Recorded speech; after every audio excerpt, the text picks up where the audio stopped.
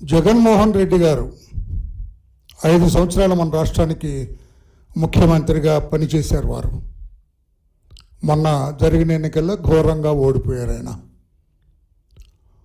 ఆయన మామూలు మనిషి కాదు, మామూలు ముఖ్యమంత్రి కాదు. ఆయన 11 ఛార్జ్షీట్లు సిబిఐ వేసింది ఆయన మీద. తప్పు చేశాడు, ఇతను ముద్దాయి అని. 48,000 కోట్ల రూపాయలు అన్యాయక్రాంతం చేశాడు ఇతను. క్విడ్ ప్రోకో ద్వారా ప్రజాధనాన్ని కొల్లగొట్టాడని చెప్పి సిబిఐ ఇతని మీద ఛార్జ్షీట్ వేసింది. అందుకనే మామూలు ముఖ్యమంత్రి కాదు అతను. ఎన్ఫోర్స్మెంట్ డైరెక్టరేట్ కూడా 5-6 ఛార్జ్షీట్లు వేసింది ఇతని మీద. మనీ లాండరింగ్ చేశాడని, దేశ విదేశాల్లో మనీ లాండరింగ్ చేశాడు, ఈజ్ అన్ అక్యూజ్డ్ అని చెప్పి ఎన్ఫోర్స్మెంట్ డైరెక్టరేట్ కూడా ఇతని మీద 5-6 ఛార్జ్షీట్లు వేసింది. అంతటి ఘనాపాటి జగన్మోహన్ రెడ్డి గారు 5 ఏళ్ళు ఈ రాష్ట్రానికి ముఖ్యమంత్రిగా పనిచేశారు. అది అదృష్టమో దురదృష్టమో అందులోకి నేను వెళ్ళటం లేదు. నిన్న ఆయన ఒక రిమాండ్ ఖైదీని పలకరించడం కోసం, ఆయనకు అత్యంత సన్నిహితుడట అతను. గతంలో మాచర్లకు 3-4 దఫాలుగా ఎమ్మెల్యేగా పనిచేశాడట. ఆయన్ని పలకరించడానికి నెల్లూరు జైలుకి వెళ్ళి ఆయన్ని పలకరించి 1-to-1 ఆయనే అంటే అటు రిమాండ్ ఖైదీగా ఉన్న వ్యక్తి, గతంలో ముఖ్యమంత్రిగా పనిచేసి ఎన్నో కేసులు ఛార్జ్షీట్లు ఎదుర్కొంటున్న వ్యక్తి ఈయన జగన్మోహన్ రెడ్డి గారు. వీళ్ళిద్దరు కూడా మిలాఖత్ అయినారు. అక్కడ కలిసి యోగక్షేమాలు మాట్లాడుకున్నారు ఇద్దరు ముద్దాయిలు. మీ భాషలో ఇద్దరు పెద్ద మనుషులు అందామంటే పెద్ద మనుషుల్లాగా కాదు, ఇద్దరు ముద్దాయిలు కలిసి నెల్లూరు జైల్లో, జిల్లా జైల్లో మాట్లాడుకున్నారు. దాదాపు 22 నిమిషాలు మాట్లాడుకున్నారు.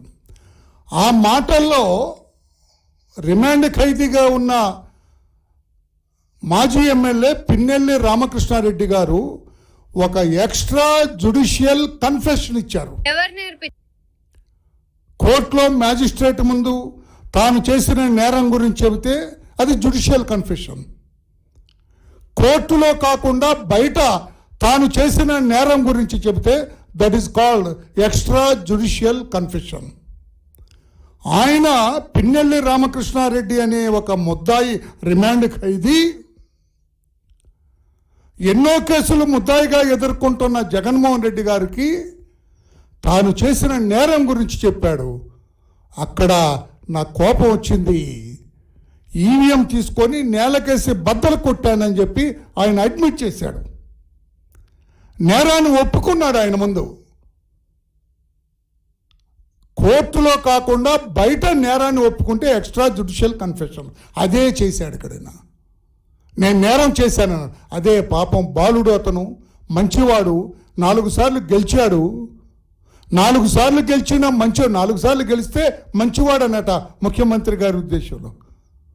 కొంతమంది దొంగలు, దోపిడీదారులు కూడా అప్పుడప్పుడు గెలుస్తుంటారు సార్. జగన్మోహన్ రెడ్డి గారు ఎన్నో కేసులు ఎదుర్కొంటున్న నేరస్తులు కూడా గెలుస్తారు సార్.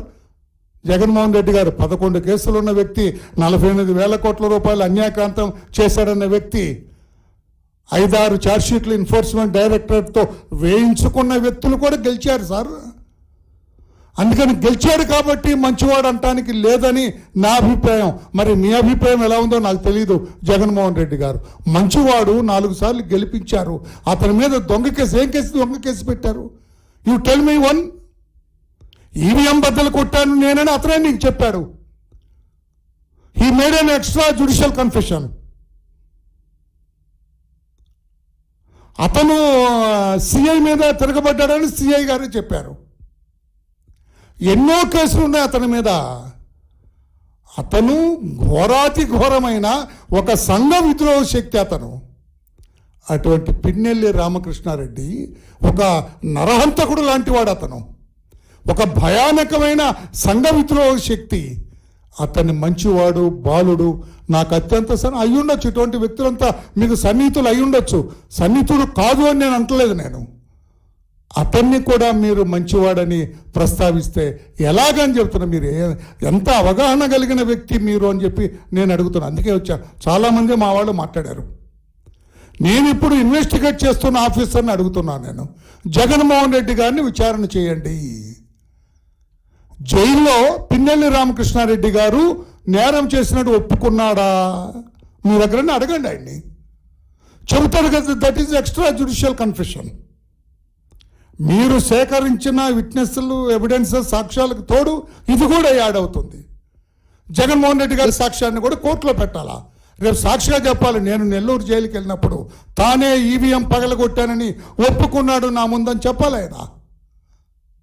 ఆయన అంటాడండి, ఈ పెద్ద మనిషి జగన్మోహన్ రెడ్డి అనే పెద్ద మనిషి, కోర్టు కూడా బెయిల్ ఇచ్చింది. కోర్టు తమ్ముడు జగన్మోహన్ రెడ్డి గారు, కోర్టు బెయిల్ ఇస్తే నేరం నమ్మలేదని కాదు. నీకు 11 కేసుల్లో నీకు బెయిల్ ఇచ్చారు అంటే నువ్వు నేరం చేయలేదని నమ్మినట్టు కాదు. కోర్టుకు అటెండ్ అవ్వు, నీ సంగతి తెలుస్తాము. కోర్టుకు అటెండ్ అవ్వకుండా తప్పకుండా నువ్వు కోర్టుకు అటెండ్ అవ్వాలని చెప్పేది బెయిల్. అది కోర్టుకు అటెండ్ అవ్వమని ఇచ్చే అది హాజరీ శ్రీముఖం. అది అంతేగాని నువ్వు నేరస్తుడు కాదు, నువ్వు మంచివాడు అని ఇచ్చేది కాదు. అది బెయిల్. అది ఆ మాత్రం కూడా తెలియదా? ఇంతటి నేర చరిత్ర ఉంది మీకు. ఇన్ని కేసుల్లో ముద్దాయిలుగా ఉన్నారు మీరు, ఇన్ని కేసులు ఎదుర్కొంటున్నారు, ఇన్నిసార్లు కోర్టు మెట్లు ఎక్కుతున్నారు మీరు, ఇంతమంది లాయర్లతో మీరు మిలాఖాత్ అవుతుంటారు. మీకు తెలియదా?